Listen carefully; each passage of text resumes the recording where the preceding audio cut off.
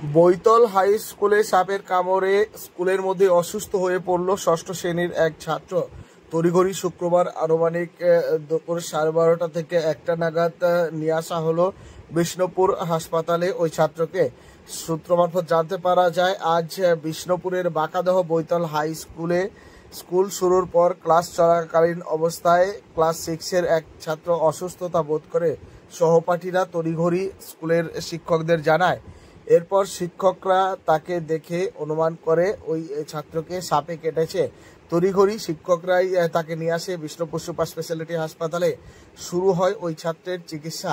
তবে ওই ছাত্রকে কোথা থেকে সাপে কাটলো, তার বাড়িতেই স্নান করার সময় নাকি স্কুলের চত্বরেই তাকে সাপে কেটেছে, তা এখন অনুমান করা যাচ্ছে না। তবে শিক্ষকদের প্রাথমিক অনুমান, তার বাড়িতে পুকুরে যখন স্নান করতে সে গিয়েছিল তখন তাকে সাপে কাটলেও কাটতে পারে। ঘটনাকে কেন্দ্র করে এলাকায় চাঞ্চল্য ছড়িয়েছে। ওই স্কুলের এক শিক্ষক আমাদের ক্যামেরার মুখোমুখি হয়েছিলেন। কি হয়েছিল বিষয়টি বৃত্তান্ত তিনি জানালেন, শুনুন তার প্রতিক্রিয়া। ঘটনাটা বলতে আমাদের স্কুল যথারীতি যেমন সময়ে প্রেয়ার লাইন হয়, প্রেয়ার লাইন হয়েছে, হওয়ার পর ক্লাসে গেছে। ক্লাসে গিয়ে ওই যে সহপাঠী ওকে বলেছে যে একদিন আমার পাটা যন্ত্রণা করছে। ওই সমৃদ্ধ যাকে কামড়িয়েছে, স্নেক বাইট যার হয়েছে আর কি। তো দেখেছে, দেখে ভেবেছে তাহলে হয়তো স্নেক বাইট মনে হয়। সোজা আমাদের কাছে অফিসে এসেছে।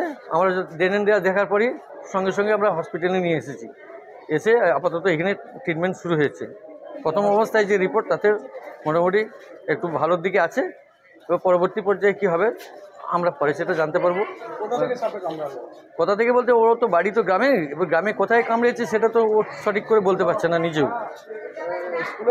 না, স্কুলে কোনোভাবে কামড়ায়নি। আমরা তো স্কুলে এসেই লক্ষ্য করেছি যে ওর পায়ে দাগ আছে, সেই মুহূর্তে আমরা নিয়ে চলে এসেছি। হ্যাঁ, হাসপাতালে কোনো সমস্যা হয়েছে না, সেরকম প্রথম অবস্থায় কিছু হয় না। ডাক্তারবাবু করেছেন, ভর্তি করেছেন, কিন্তু ওই বয়সটা নিয়ে একটু সমস্যা হতে ওনারা কখনো বলছেন মেডিসিনে যান, কখনো বলছেন চাইল্ড ইয়েতে আসুন, ওয়ার্ডে আসুন।